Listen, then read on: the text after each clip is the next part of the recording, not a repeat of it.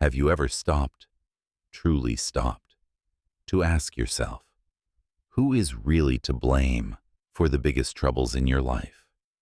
Not just the easy targets like bad luck, toxic people, or unfair circumstances that seem to conspire against you.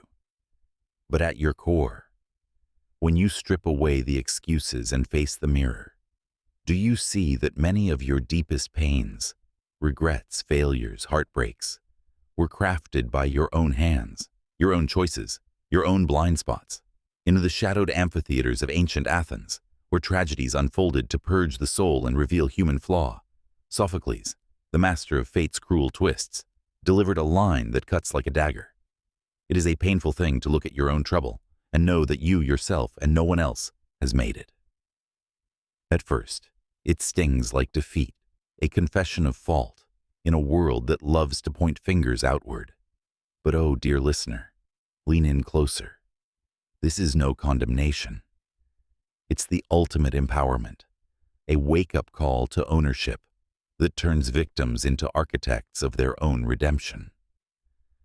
Today, in this extended narrative, I'll take you through the raw power of this truth, weaving stories of self-inflicted ruins reclaimed, real-world lessons on embracing accountability, and layered insights to transform pain into purposeful growth.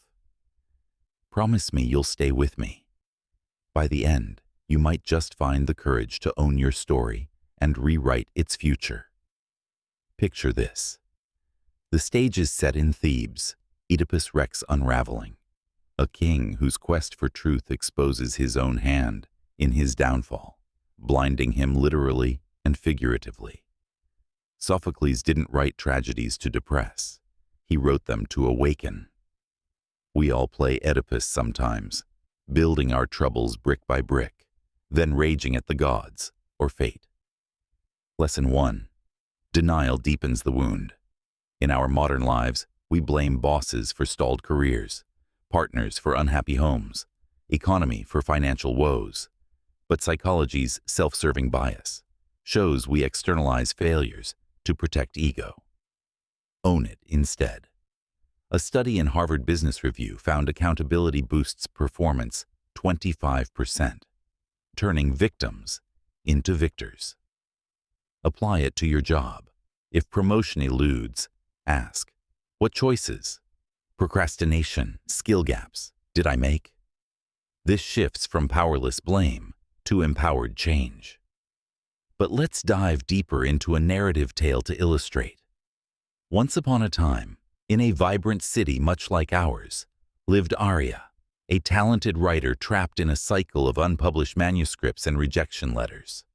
She blamed the industry, luck, even the algorithm, anything but herself. Bitter, she nearly quit, her dreams souring into despair. One stormy night reading Sophocles, the line hit like lightning. Her troubles?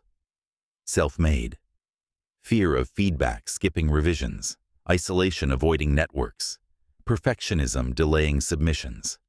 The pain was excruciating, but awakening. Arya owned it, joined writing groups, sought critiques, iterated relentlessly. Within a year, her first book published, career blooming. Lesson 2. Painful ownership sparks reinvention. Like Arya, we self-sabotage subtly. Habits made by us, not fate. Brené Brown's vulnerability research echoes. Owning flaws fosters resilience, reducing shame 30%. In relationships, reflect. What trouble did I make? Poor communication, unmet needs ignored. Ownership mends what blame breaks. Now, let's pivot to the emotional realm, where this wisdom heals deepest. Sophocles' pain isn't punishment. It's catalyst for growth. We make emotional troubles through repeated patterns, anger outbursts from unaddressed triggers, loneliness from self-isolation. Lesson 3. Ownership liberates from cycles. Therapist Viktor Frankl, surviving Holocaust, owned responses to horror, finding meaning. Practically, use trouble mapping. List a pain, trace your role, For example, I chose silence over confrontation. Then action steps.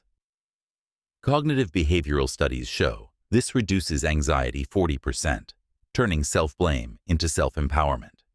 Weaving in societal impact, consider how collective denial makes troubles. Nations blame enemies for internal woes, wars from unowned aggression. Lesson 4. Shared ownership builds justice. MLK owned America's flaws collectively, inspiring change through we. In your community, own part in issues, volunteer advocate, turning their fault to our fix. As our story unfolds further, explore creativity. Sophocles' characters grow through owning tragedy. Oedipus's blindness leads to inner sight. Lesson 5. Ownership fuels innovation. Artists like Picasso owned failures as experiments, birthing cubism. In pursuits, own blocks, procrastination made by fear, and channel into breakthroughs. But a caution. Ownership without compassion turns toxic. Lesson 6. Balance with kindness. Kristin Neff's self-compassion prevents harsh judgment, boosting motivation 25%. Finally, as we conclude this epic exploration, remember, Sophocles' truth hurts to heal. Your troubles, often self-made, but self-remakeable. Lesson 7. Ownership is freedom's key. Daily affirm, I made this. I can unmake it. Transform pain into power. My dear listener, we've traversed ancient stages, modern hearts, and personal rebirths. Sophocles' painful thing isn't burden. It's bridge to mastery. Own your troubles, own your triumph. If this resonates, share a trouble you've owned below. Until next time, may wisdom light your path. If you felt inspired by our journey through the Hellenic Horizons, give a thumbs up, subscribe, and share your thoughts below.